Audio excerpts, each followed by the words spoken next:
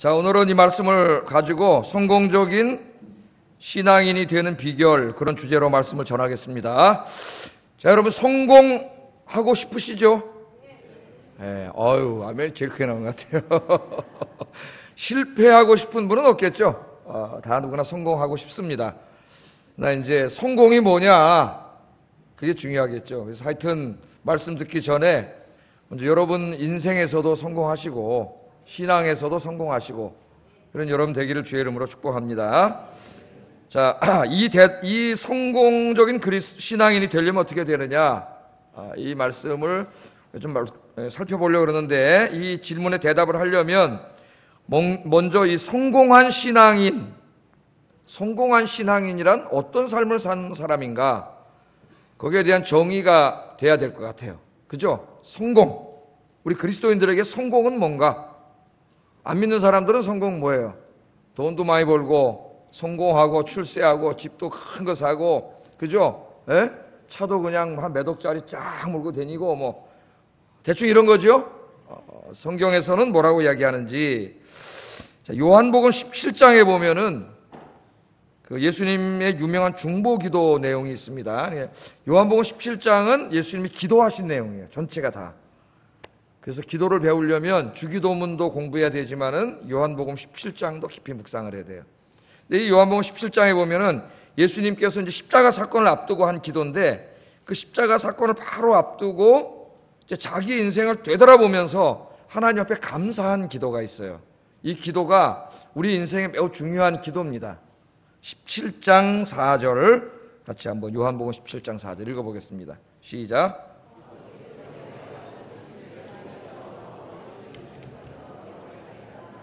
아멘. 여기 보면은 아버지께서 내게 하라고 주신 일, 그게 있었다는 거죠. 그러니까 여러분 모든 하나님의 자녀들, 그리스도인들에게는 하나님께서 하라고 주신 일이 있습니다. 하라고 주신 일. 그게 이제 오늘 본문에서 보면 이제 직업일 수 있어요. 여러분이 생계를 유지하는 다양한 형태의 직업일 수 있습니다. 하여튼 하나님이 우리에게 하라고 주신 일이 있어요.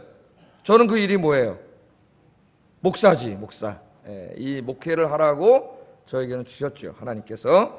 이 일이 있는데 그 일을 있음을 예수님은 알고 있습니다. 아버지께서 나에게 하라고 주신 일.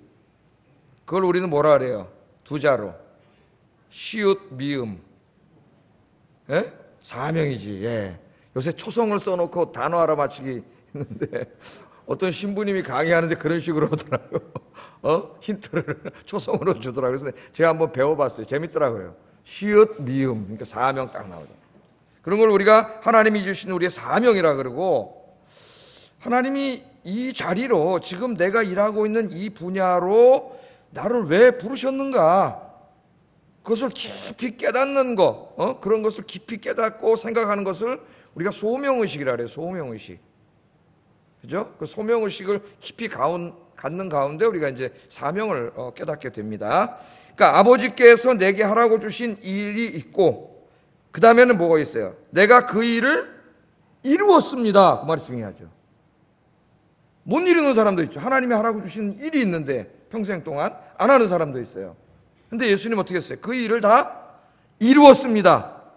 그 다음에 또 하나가 뭐가 있어요? 그래서 아버지를 이 세상에서 영화롭게 했습니다. 그렇게 인생을 마무리하고 있습니다. 예수님이. 하나님이 나에게 하라고 주신 일, 그 일을 내가 내 평생을 통해서 다 이룸으로 하나님을 영화롭게 했습니다. 그러니까 하나님께서 여러분에게 주신 일이 있습니다. 다양한 일들이 있죠. 여러분 어떤 모습으로 여러분을 부르셨습니까? 어떤 사람은 교사로, 어떤 사람은 엔지니어로, 어떤 사람은 공무원으로. 제가 직업이 하도 많아갖고 써왔어요. 다 못 내어가지고. 어떤 사람은 의료인으로, 어떤 사람은 법조인으로, 어떤 사람은 연예인으로, 어떤 사람은 예술가로, 어떤 사람은 과학자로, 어떤 사람은 작가로, 어떤 사람은 언론인으로, 어떤 사람은 사업가로, 어떤 사람은 직장인으로, 어떤 사람은 전업주부로. 하여튼 여러분 직업 중에 뺀 거 있으면 용서하십시오. 직장인 있잖아요. 직장인. 거기 다 들어가겠죠. 그리고 저는 목사로 하나님 부르셨어요. 그래서 이 부르심을 깨달아야 돼요. 이리로 나를 부르신 분이 우리 믿는 사람들은 누구라고 믿는 거죠? 하나님이 나를 그리로 부르셨다고 믿는 거예요. 그게 소명의식이에요. 단지 그냥 내가 여기 와서 밥 먹고 살고 내 자아를 실현하고 뭐 그 정도가 아니고 어떤 더 궁극적이고 의미 있는 일을 위해서 하나님이 나를 이곳으로 부르셨음. 그것을 깨닫는 게 소명의식을 갖는 겁니다. 우리 기독교인들은 소명의식을 가져야 돼요. 자, 그래서 우리는 여기서 성공적인, 한평생을 성공적으로 산 신앙인의 모습을 보게 되는데, 예수님을 통해서 그게 뭐냐면 하나님께서 내게 하라고 주신 일을 내가 다 평생을 통해 이루어서 하나님의 영광을 드러내는 것입니다. 예? 그러니까 성공적인 사람은 뭐 돈 많이 번 사람, 크게 뭐 출세하고 성공한 사람, 뭐 큰 권력을 쥔 사람, 큰 명예를 얻은 사람, 성경에서는 그렇게 이야기하지 않아요. 그런 관점에서 성경을 보지 않습니다. 성경에서 말하는 성공은 하나님이 나에게 주신 사명을 깨닫고 내가 일하는 일터, 삶의 자리에서 그 일을 다 이루어서 하나님의 영광을 크게 드러내는 삶을 산 사람. 그죠? 여러분이 하는 일, 여러분의 인생을 통해서 하나님의 영광을 크게 드러내면서 살다가 죽은 사람이 성공적인 사람이다. 성공적인 사람이다. 여러분들의 남은 인생이 그런 분이 되시기를 주의 이름으로 축복합니다. 자, 오늘 본문은 이 예수님의 말씀을 마음속에 깊이 묵상하고 주님 만난 이후에 예수님처럼 한평생을 살아서 성공했던 한 사람의 간증이라고 보면 되겠어요. 간증. 그래서 이 사람이 사도 바울이라고 하는 사람인데 이 바울의 이 간증을 통하여 우리도 하나님이 기뻐하시는 성공적인 신앙생활, 그런 인생을 살기 위해서는 어떻게 해야 되는가, 그걸 좀 배우려고 합니다. 그래서 오늘 하나님께서 이 말씀이 깨달아지고 여러분 귀에 들려지게 하는 역사가 있기를 주의 이름으로 축복합니다. 첫째로 성공적인 인생을 살기 위해서는 하나님께서 기뻐하시지 않는 모든 세상적인 것들을 다 버려야 됩니다. 뭘 버린다고요? 하나님께서 기뻐하시지 않는 모든 세상적인 것들을 다 버려야 된다. 버리지 않으면 새롭게 시작할 수 없고 성공적인 인생을 살 수가 없습니다. 자, 사도 바울은요, 예수 믿기 전에 어떤 사람이었어요? 유대인 사회에서 잘 나가는 사람. 좋은 가문에서 태어났습니다. 베냐민 지파라고 하는 귀족 지파에서 태어났어요. 가문이 좋아요. 예? 그러니까 사도 바울은 요새 말로 하면 뭐로 태어난 거냐면 금수저로 태어났다 이거예요. 아버지가 사업가예요. 군용 텐트를 만드는 사람입니다. 로마 군단에 군납하는 군용 텐트를 만드는 사람이에요. 그래서 그 공로가 커가지고 로마 시민권까지 받았죠. 그러니까 재산이 굉장히 많아요. 돈도 많고 또 로마 시민권을 가지고 있으니까 그 당시에 상당히 큰 권력을 가지고 있는 거죠. 또 유대교 중에서도 가장 존경받는 바리새파 유대교 랍비입니다. 바리새파. 우리는 성경에 보면 바리새인 그러면 벌써 나쁜 사람이라고 생각을 하고 있는데 당대에는 바리새인들은 굉장히 존경받는 사람들이었어요. 그러니까 바리새파 사람이고 또 가말리엘이라고 하는 당대의 최고 학부에서 공부를 한 사람. 예? 지금 말하면 뭐 하버드, 예일 뭐 이런 데서 공부했다 이거예요. 최고의 학부에서 공부를 한 사람이고 그 당시에 철학과 수사, 그레코 로만의 모든 지식을 다 섭렵한 최고의 학자입니다. 와, 저는 바울을 볼 때 굉장히 부러워요. 제일 부러운 거는 바울의 이 지성이 제일 부럽습니다. 지성적이고. 요새는 제가 깔뱅의 그 전기를 읽고 있는데 하여튼 깔뱅의 그 지성이 너무 부럽더라고요. 정말. 깔뱅은 너무 공부를 많이 해가지고 몸이 쇠약해졌어요. 몸이 쇠약해지도록 공부를 해가지고 하여튼 저는 이제 쇠약해질 때까지는 안 하도 못하더라도 더 많이 책을 읽어야 되겠다 그래가지고 지금 또 이제 쫙 신간이 뭐 있나 봤더니 신간들이 많이 나왔더라고요. 그래서 또 잘 이제 사다가 이제 읽을 생각하니까 지금 가슴이 뛰어요. 가슴이. 근데 조금 눈이 나빠져가지고 돋보기를 껴서 보니까 이게 독서 능력이 떨어지더라고. 골도 아프고 자꾸 그런 게 있습니다. 자, 그러니까 이 사도 바울은 대단한 사람이에요. 그러니까 이 예수 믿기 전에, 예수님 만나기 전에는 이런 것들의 최고의 가치를 두는 사람이죠. 그리고 그것들을 이미 얻었지만 더 얻기 위해서 살아갔죠. 그것들을 더 많이 얻고 더 많이 누리는 것에 인생의 의미를 두고 살았던 그런 사람입니다. 이 사람. 그러니까 이 사람의 가치관, 그런 걸 우리가 뭐라 그래요? 그 사람이 어디다 가치를 두고 사느냐를 보면 그 사람의 가치관을 알 수가 있죠. 그래서 그런 걸 가치관이라 그러잖아요. 돈에다가 최고의 가치를 두고 사는 사람, 그 사람 가치관은 뭐예요? 돈이지 뭐. 돈. 제일 소중하게 여기는 게 돈이죠. 예. 자, 이렇게 살던 사람입니다, 사도 바울이. 그런데 그러던 어느 날 바울은 자신의 인생을 완전히 송두리째 흔드는, 자신의 인생을 완전히 바꿔놓는 하나의 사건을 경험하게 돼요. 그 사건이 어떤 사건인지 여러분 아시죠? 예? 요새 수요일날 우리 사도 바울에 대해서 공부하고 있는데 누가 찾아오셨어요? 부활하신 예수님 찾아오셨죠. 부활하신 예수님이 그 인생에 찾아옴으로 그 찾아오는 그 순간부터 사도 바울의 인생은 완전히 바뀝니다. 완전히. 그러니까 생명의 주님, 부활의 주님이 찾아오면 그 사람은 바뀌게 돼 있어요. 여러분도 그런 걸 체험했죠? 예? 예수님 찾아오셨는데도 나는 안 바뀌었는데요. 그럼 여러분 생각해 보셔야 돼요. 내가 진짜 인격 속에 주님을 만난 사람인지. 주님이 찾아오면 바뀝니다.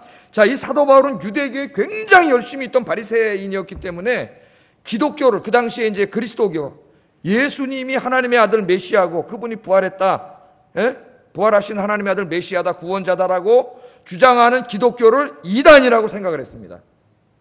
자기는 누구예요? 율법의 최고학자고 구약 성경의 최고학자야. 자기가 알고 있는 구약 지식에 의하면 저 나사렛 예수는 하나님의 아들 메시아일 수 없어. 바울이 갈라디아 3장에 나오죠. 에? 율법 신명기에 보면 나무에 달려 죽은 자는 저주를 받은 자니라. 바울은 너무 잘 알죠, 그 말씀을. 그런데 예수님이 어떻게 죽었어요? 나무에 달려 죽었잖아요. 십자가에 달려 죽었잖아요. 이 마귀가 교묘하게 하는 거예요. 이렇게 십자가에 달려 죽었잖아요. 그러니까 이 율법학자로서, 구약학자로서의 바울은 너무나 확신을 가지고 있어요. 나무에 달려 죽은 자는 하나님의 저주를 받아 죽은 자인데 저자가 어떻게 메시아냐? 그 예수님이 부활해서 하나님의 아들 메시아라고 주장하는 기독교인들을 열심히 이 사도 바울이 박해했습니다. 핍박을 했습니다. 막 잡아다 감옥에 가두고 때리고 고문하고 이런 일을 하던 사람이에요, 원래 이 사도 바울이. 그러나 이제 부활하신 예수님 만나고 변하게 되는데, 이러고 이제 어느 날은 너무나 막 열심히 막 특심해가지고 예루살렘에 있는 사람들만 박해하는 것 같고는 직성이 안 풀려요. 에? 자기는 이 이단을, 기독교라고는 이단을 다 뿌리 뽑아야 되겠다는 사명감에 투철해가지고 마귀가 준 사명감에 이렇게 투철해요.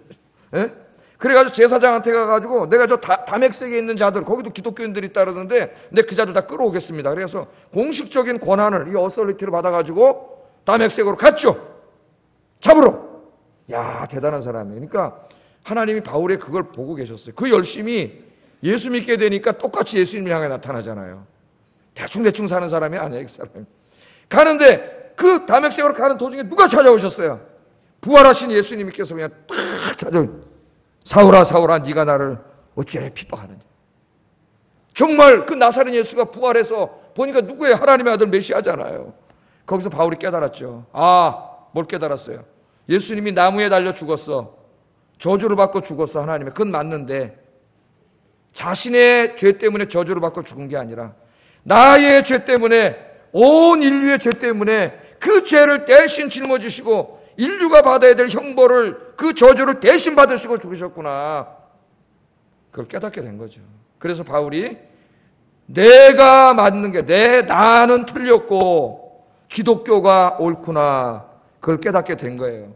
자기는 최고의 구약학자였지만은 주님 만난 다음에 자기가 다 틀렸다는 걸 깨달았습니다. 기독교가 옳다는 걸 깨달았어요. 그래서 거기서 예수님을 만났죠. 그 예수님을 만난 다음에 바울의 인생은 완전히 바뀌는 겁니다. 자기가 이제까지 제일 중요한 것으로, 가치 있는 것으로 여기며 살아왔던 그 모든 것들이, 그 학식과 돈과 부와 권력과 가문과 성공, 출세, 명예, 이런 모든 것들이 최고 가치를 두고 살았는데 부활하신 그 주님의 영광, 하나님의 영광 속에 자기가 들어가 보니까 그 모든 것들이 다 뭐예요? 너무나 하찮은 것들. 너무나 하찮은 것들. 그걸 몰라가지고 여러분, 부활의 영광을 체험하지 못하면 여전히 세상의 것들의 가치를 두고 살아요. 너무나 하찮은 것들이야. 그래서 그걸 뭐라 그랬습니까? 다 세자로. 비읍, 시은, 미음. 배설물. 저도 배워서 써먹고. 배설물 여기 때리잖아요. 7절에서 9절 한번 읽어보겠습니다. 시작.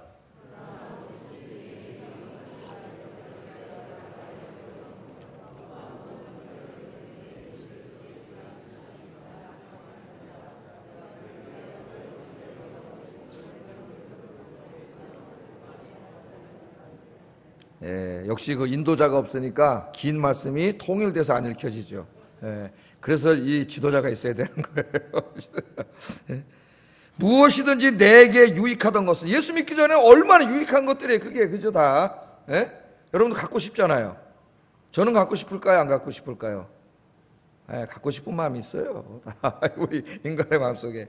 그 내게 유익하던 것을 내가 주님을 만난 다부터는 그 주님을 왜 이제는 다 해로 여길 뿐만 아니라 그것들을 다 배설물로 여기게 됐습니다. 배설물. 그냥 이빨은 고백이 아닙니다, 여러분. 부활의 영광을 보면 진짜 그게 하찮은 걸로 보이는 거예요. 배설물 뭡니까? 똥이지, 똥. 똥으로 보였다는 거예요. 제가 이 말씀 이렇게 묵상하면서 1부 때는 생각이 안 났는데 2부 때는 이 생각이 나요. 저희 애, 은우가 어렸을 때 한 5살, 4살 때 하여튼 뭐 이 종이 이런 거를 가위로 막 잘라가. 자르면 뭐냐, 그게 뭐냐? 그러니까 돈이라는 거야, 돈. 그래갖고 이걸 자기 그 옷 서랍에다가 이만큼을 쌓아놨어, 이만큼을. 예? 그게 우리 아버님 살아계실 때 보고, 제놈의 예민아이는 이북 사람은 예민아이라 그러거든요. 제놈의 예민아이는 잘 살 거야. 그래, 잘 살 거야. 그 욕심이 있디. 욕심이 있어야지 잘 살디. 욕심. 예? 그 이상하게 부모님들은 애들이 욕심이 있으면 좋아하더라고요. 좋아하면 안 되는데. 그 욕심이 있어서 잘 산다는 거예요. 그 어렸을 때는 진짜 그게 너무 귀한 거예요. 종이 자른 게. 제가 볼 때는, 제가 저거를 왜 모으지, 거기다. 쓰레기인데? 버려야 되는데? 근데 얘는 모으는 거예요. 어렸으니까. 그게 너무 소중한 거야. 지금 그거 모으라는 모을 거야, 안 모을까요? 내가 왜 그랬지? 그런데 지금은 성숙한 다음에는 이 생각이 나요, 제가. 우리 하나님 만나기 전에는 그 종이 쪽지 같은 것들을 너무 소중하게 여기고 가치를 두고 사는 거지. 근데 정말 내 안에 예수님이 찾아오고 내가 성숙한 신앙인이 되면 종이 쪽지잖아요. 바울의 용어로 하면 배설물이지, 배설물. 내가 여기다 왜 가치를 두고 이것을 왜 살았지? 바울이 그걸 깨닫게 된 거예요. 여러분, 배설물로 여겼다 그러니까 우리가 이걸 잘못 생각해가지고 기독교인들은 절대로 권력을 가져서도 안 되고 공부를 많이 해서도 안 되고 돈을 많이 벌어서도 안 되나? 그런 의미가 아닙니다. 우리 기독교인들도 다 그렇게 권력도 가질 수 있고 돈도 벌 수 있고 잘 될 수도 있고 평판을 얻을 수도 있죠. 그 자체가 나쁜 게 아니죠. 오늘 여기서 배설물로 여겼다 그랬잖아요. 여겼다. 여겼다는 건 뭡니까? 그것들을 바라보는 관점이 바뀌었다는 거예요. 관점이. 물론 우리 인간이 살아가는데 돈도 필요하고 어느 정도 지식도 필요하고 집도 있어야 되고, 그죠? 어느 정도 여가 생활도 해야 되고, 하나님 그걸 모르시지 않아요. 다 필요하고 그런 것들은 어느 정도 갖고 싶은 우리 속에 마음이 있는 게 나쁜 게 아닙니다, 여러분. 나쁜 게 아니에요. 중요한 건 뭐냐면은 그것들을 바라보는 관점이 중요한 거예요. 관점이. 예수님 만나기 전에는 거기에다가 최고의 관점을 뒀죠. 최고의 가치를 두고 최고의 가치를 둔 것으로 바라보고 그런 관점을 두고 살았지만은 부활하신 예수님을 만난 다음에는 이게 이제 다 바뀐 거예요. 필요한 거지만 저게 우리가 궁극적으로 추구해야 될 것은 아니구나.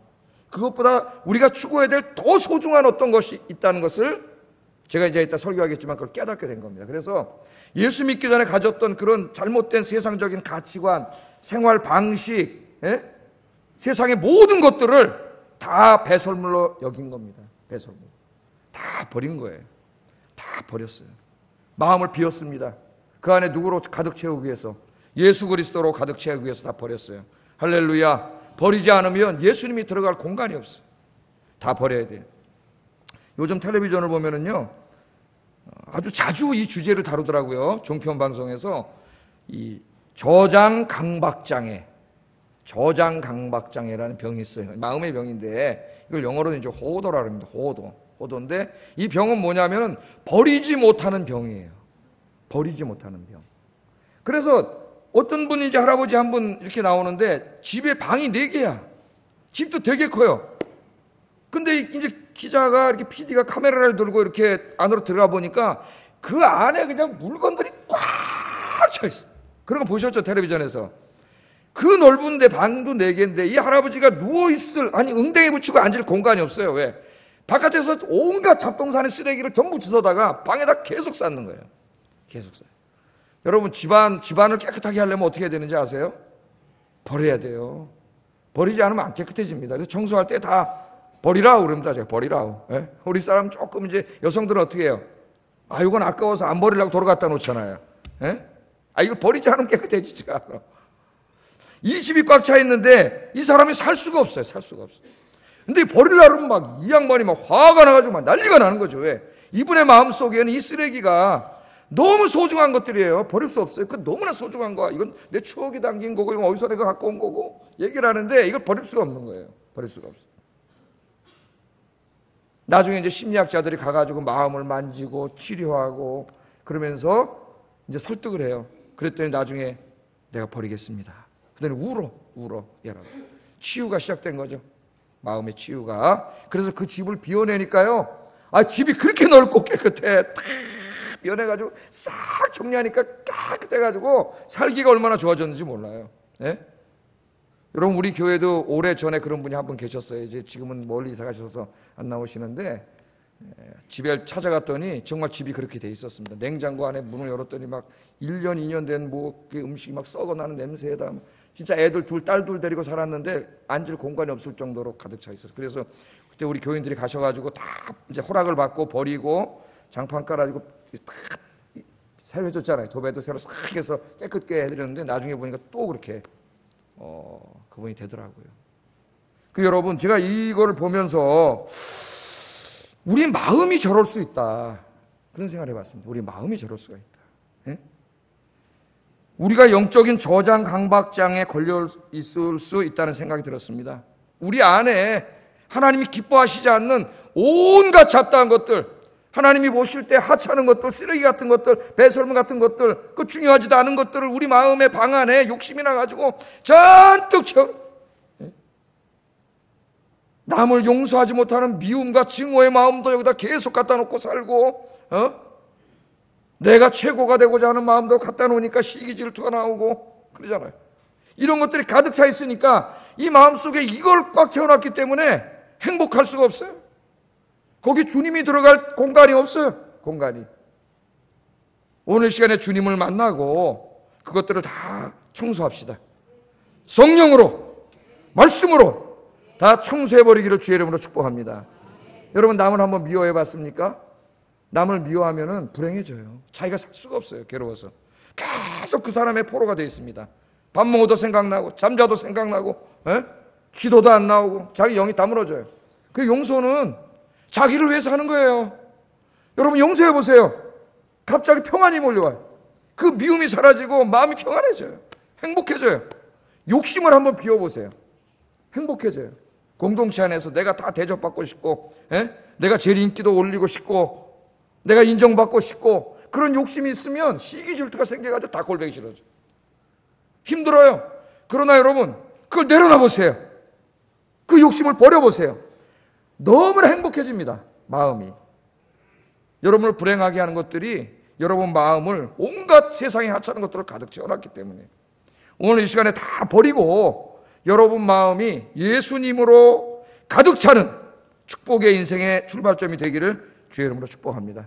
특별히 2019년 오늘 1월 둘째 주 예배를 드리는데 버리세요. 버리지 않으면 행복하지 못합니다. 다 버리고 깨끗하게 마음을 청소하세요. 그런데 성경에 보면은 방을 깨끗이 소지해 놓은 다음에 마귀가 쫓겨나갔다가 어떻게 한다고요? 돌아다니다가 있을 곳이 없어서 다시 찾아온다 그랬죠. 다시 찾아오는데 혼자 오는 게 아니라 친구 7명을 데리고 와가지고, 친구를 데려와가지고 이전 형편보다 더 나빠질 수 있다 그랬어요. 비워놓지 마시고 비운 곳을 기도와 말씀으로, 주님으로 가득 채워놓고 다시는 악한 마귀가 쳐들어오지 못하도록, 세상의 잡동사니가 들어오지 못하도록 주님으로 가득 채우는 여러분 되기를 주의 이름으로 축복합니다. 바울은 다 버렸다는 거, 버렸어요. 두 번째, 성공적인 신앙인이 되려면 분명한 인생의 목표를 세워야 됩니다. 인생의 목표. 바울은 이제 주님 만난 다음에 그가 추구했던 잘못된 목표를 다 버리고 새로운 목표를 세웠죠. 새로운 목표를 세웠습니다. 자, 우리 예수 믿는 사람들은 오늘부터 내가 이제 남은 인생을 뭘 위해서 살다가 무엇을 위해 죽을 것인가를 분명히 해야 돼요. 이것도 없이 그냥 교회만 왔다 갔다 하면 불행한 겁니다. 여러분, 내가 이제 뭘 위해 살다가 뭘 위해 죽을 것인가, 이걸 분명히 해야 됩니다. 바울은 부활하신 예수님을 만난 후에 과거의 부끄러운 삶을 다 버렸을 뿐만 아니라 이제 새로운 목표를 삼았어요. 자기 마음을 다른 목표로 가득 채웠습니다. 무가치한 것들, 똥 같은 것들로 채운 게 아니라 정말 가치 있고 의미 있는 것으로 가득 채웠어요. 어떤 목표를 세웠느냐? 20절, 빌립보서 1장. 제가 오늘은 이 본문을 강의하는 게 목적이 아닙니다. 오늘 주제 설교를 좀 하고 있어요. 빌립보서 1장 20절, 21절 같이 한번 읽어보겠습니다. 시작.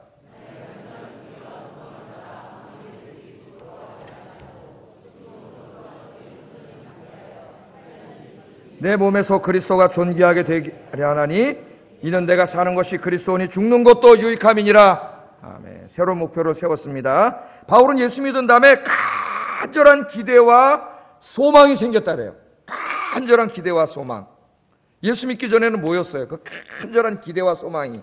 자기가 지금 누리고 있는 것들을 더 많이 누리고 더 많이 얻고 더 많이 성취하고 더 높은 자리에 올라가고.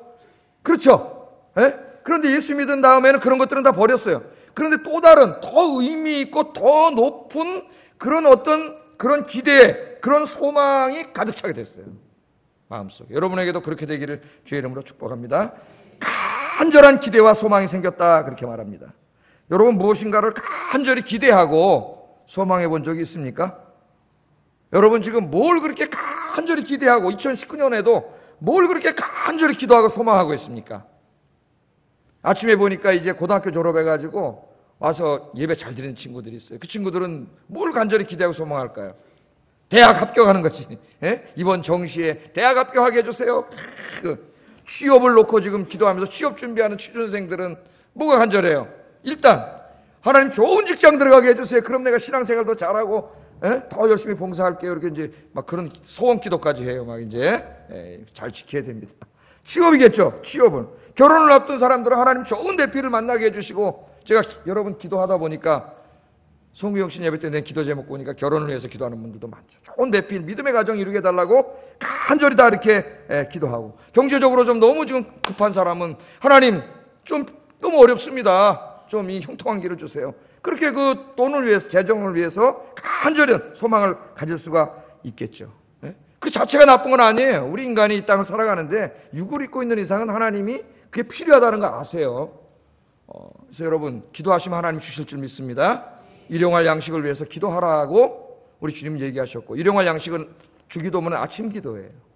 아침에 나갈 때 기도하라 그랬어요. 자, 문제는 그걸 위해서 기도하는 게 나쁜 게 아니라 그것을 최고의 가치로 여기고 하나님 자리에 그것을 놓는 게 문제지.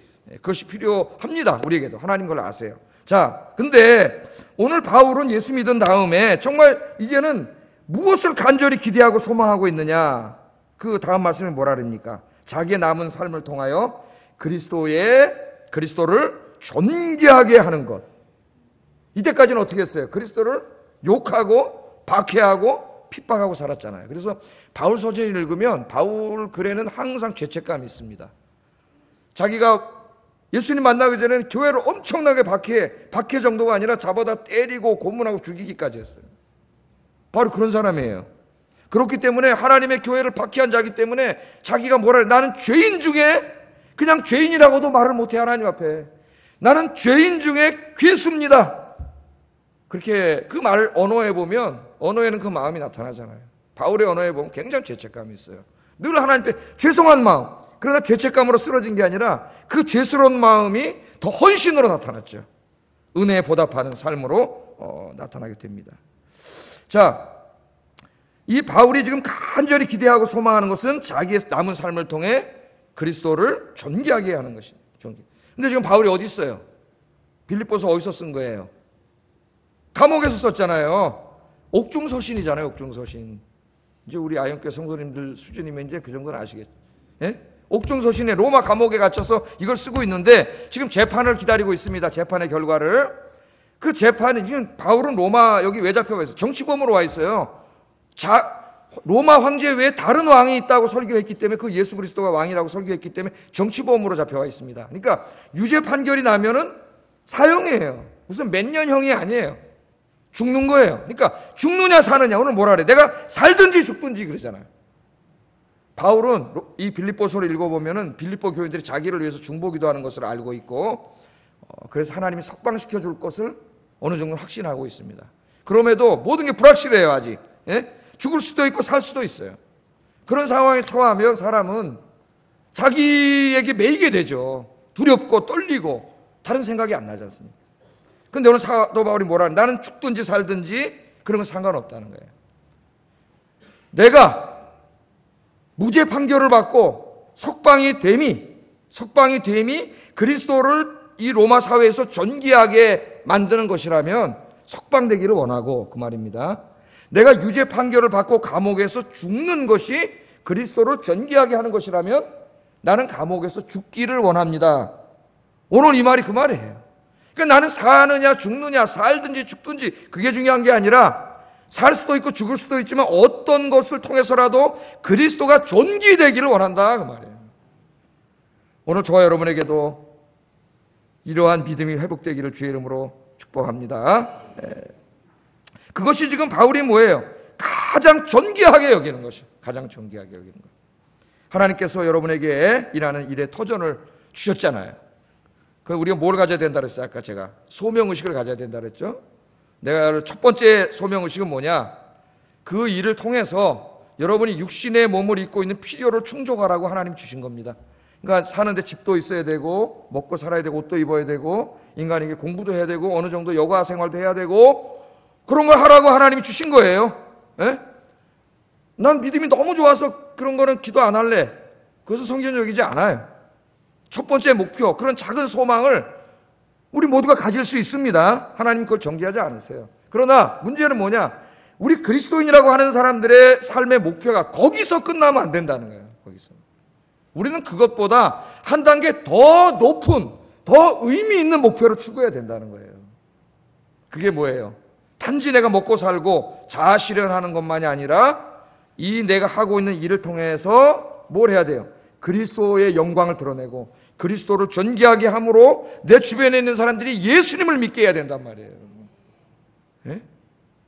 그게 궁극적인 우리의 사명이에요. 그 일을 하라고 하나님께서 나를 그리로 부르신 거예요. 첫째는 육신의 삶을 위해서 부르셨고 필요하니까. 둘째는 더 궁극적인 이유. 그리스도를 존귀하게 하라고 거기서. 많은 사람의 영혼을 구원하고 내가 일하는 곳을 하나님의 나라로 만들으라고.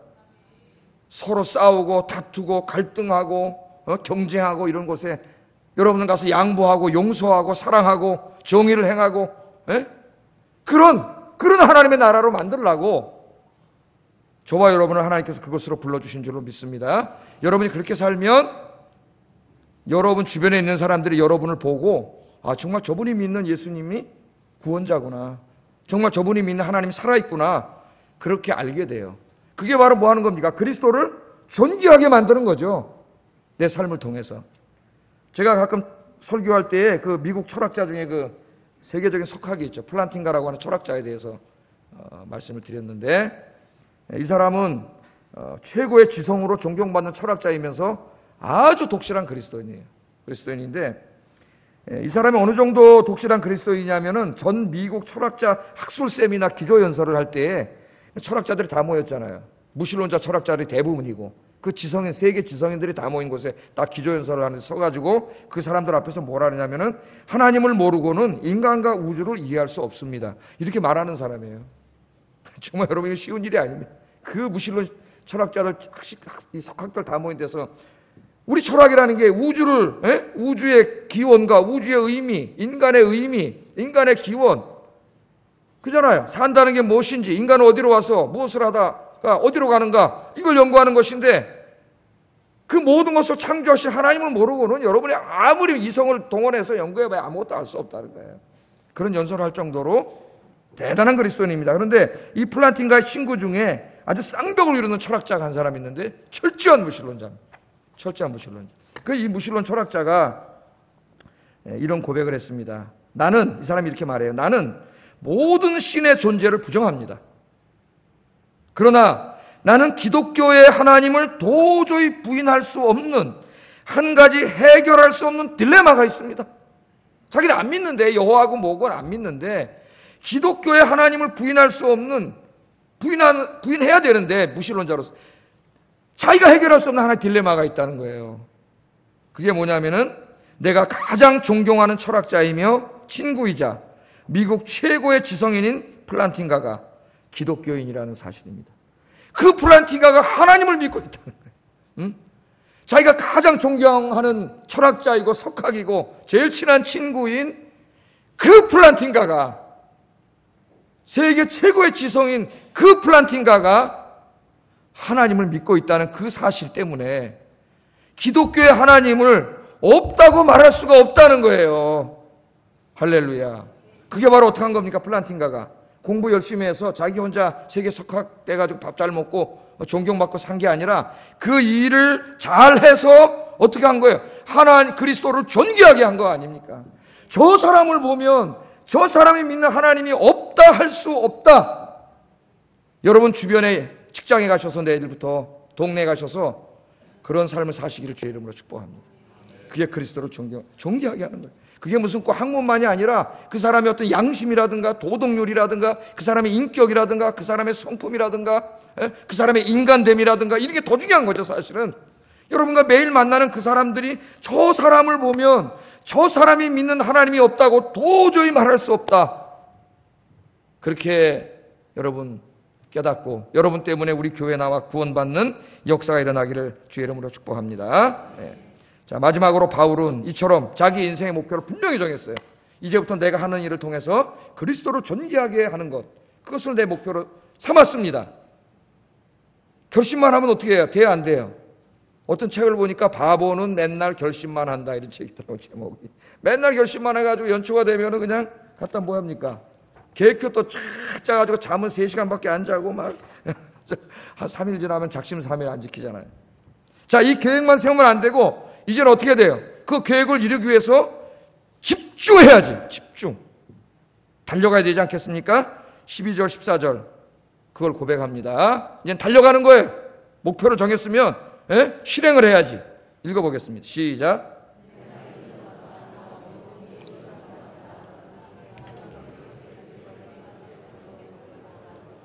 형제들아, 나는 아직 내가 잡은 줄로 여기지 아니하고 오직 한 일 즉 뒤에 있는 것은 잊어버리고 앞에 있는 것을 잡으려고 표대를 향하여 그리스도 예수 안에서 하나님이 위에서 부르신 부름의 상을 위하여 달려가노라. 아멘.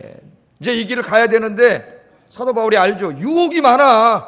사탄이 와가지고 이 목표를 이루려고 하는데 유혹을 많이 해요. 그 바울은 알고 있습니다. 그래서 바울은 흔들리지 않으려면은 이 목표를 향해 달려가려고 그러면은 정확하게 목표를 정해놓고 표대를 정해놓고 좌우로 치우치지 않고 돌아보지 않고 달려가야 된다는 것을 바울은 알고 있습니다. 그래서 달려갔어요. 여기에 오늘 본문에 보면 달려가노라 할 때 달려가노라는 이게 100m 달리기입니다. 100m 달리기.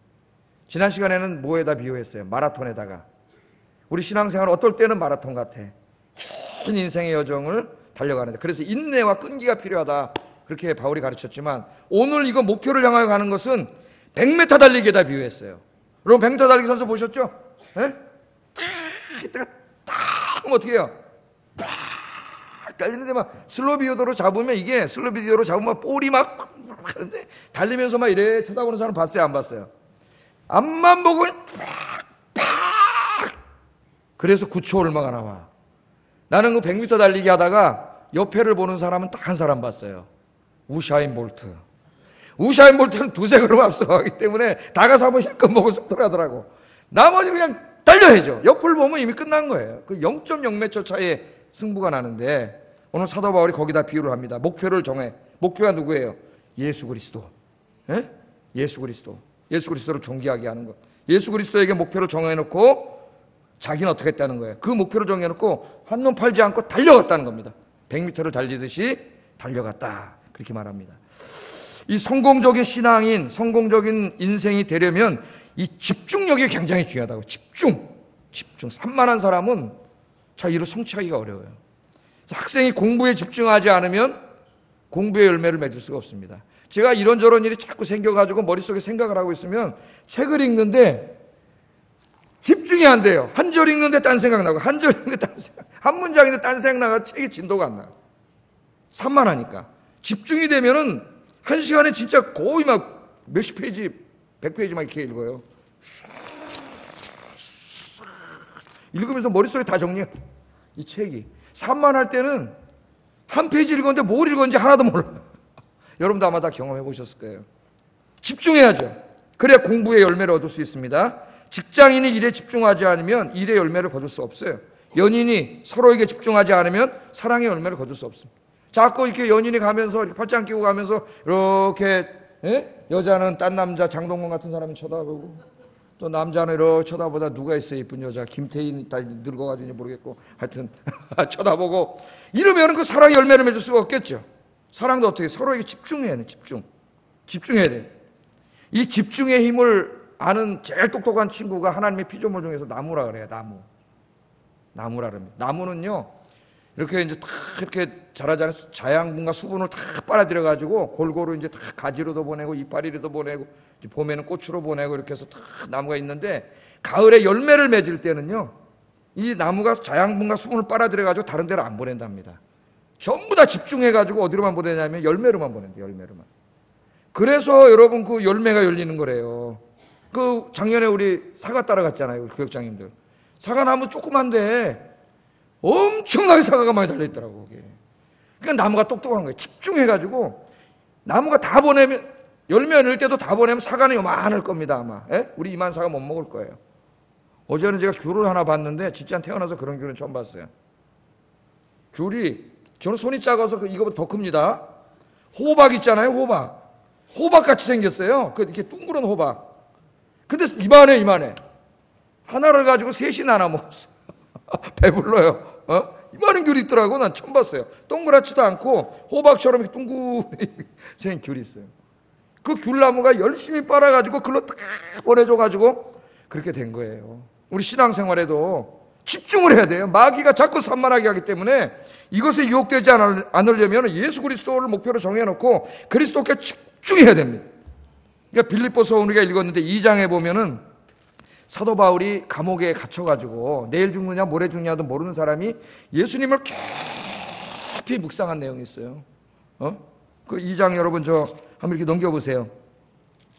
깊이 묵상하고 너희 안에 이 마음을 품으라고 그리스도 예수의 마음이니 그는 근본 하나님의 본체시나 쭉 나오잖아요. 그 감옥에서도 이 집중한다는 게 뭡니까? 예수 그리스도를 예수님의 십자가와 부활을 깊이 묵상한 거예요. 여러분 이 주님을 향한 묵상이 있기를 바랍니다. 깊이 주님께 집중한 거죠.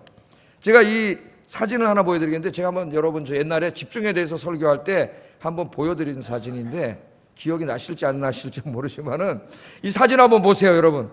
자 이게 지금 이때 연도를 보니까 이 친구가 이제 이 친구가 아니에요. 저보다 형님이시더라고요 보니까 나이로 하면은 이분이 한 60 좀 넘었을 거예요 아마 연대로 따져보니까. 근데 그 당시 어렸을 때 얼마나 어려웠어요. 아마 아버지가 노점에서 이렇게 옛날에 신문도 팔고 잡지 썬데이 서울 뭐 이런 거 주간 월간 중앙 뭐 이런 거 팔고 그랬잖아요.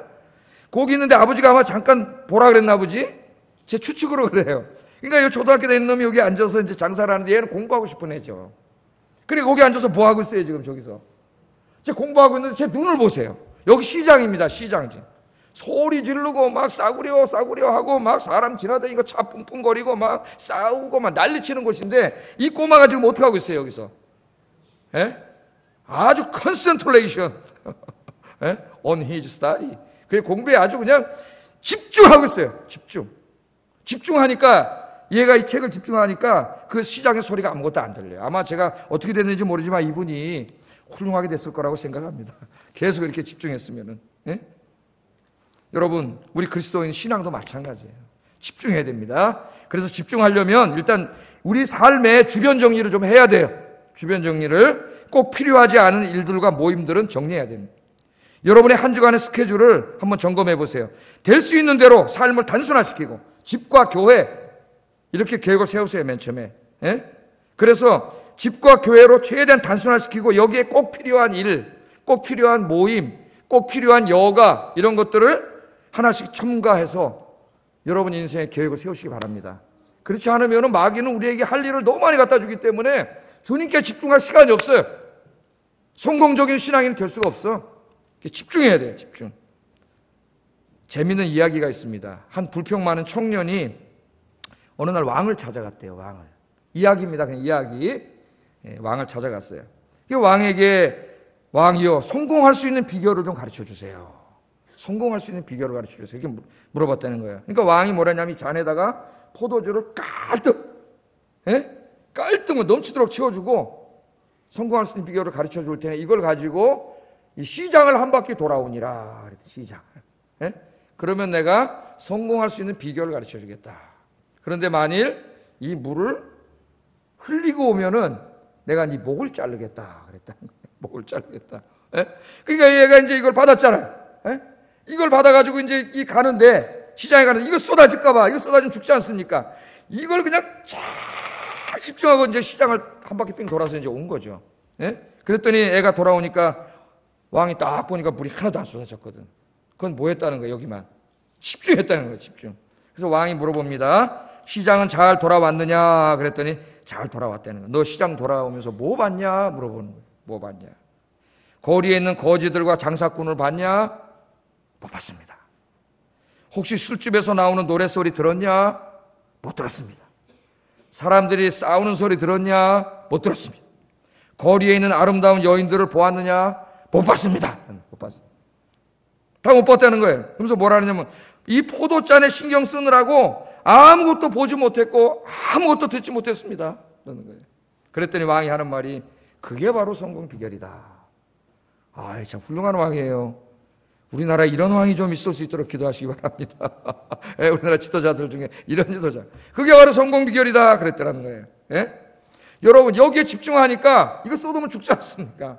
살아야 되니까 일단 집중하면 아무 소리도 안 들려요. 아까 그 꼬마를 보셨잖아요. 아무것도 보이지 않습니다. 그것만 보여요. 우리 신앙생활도 마찬가지예요. 여러분, 이제부터 예수 그리스도께 집중하세요. 예수 그리스도께 집중하면 세상의 유혹도 비난도 보이지 않고 들리지 않습니다. 세상의 화려함이 보이고 세상의 소리가 들린다면 우리는 아직 그리스도께 완전히 집중하지 못한 거예요. 집중하면 들리지 않아요. 오직 예수 그리스도께 집중하세요. 세상의 화려함과 비난의 소리가 보이지 않고 들리지 않을 때까지 오직 주님만 보이고 주님의 소리만 들릴 때까지 집중하세요. 그래야 우리가 믿음의 길을 달려갈 수 있습니다. 집중하면요, 부활의 주님이 보이고 부활하신 주님의 음성이 들립니다. 2019년이 이제 시작됐습니다. 1월달 둘째 주 기도하세요. 오늘부터 세상에 한눈 팔지 말고 표대이신 예수 그리스도 한 분을 바라보고 집중하고 달려가게 하여 주시옵소서. 그래서 내 삶을 통해 주님을 존귀하게 하고 하나님의 영광을 드러내게 하소서. 그렇게 기도하세요. 이런 인생을 살았던 바울이 나중에 죽기 전에 이렇게 이야기합니다. 디모데후서 4장 7절 8절 시작.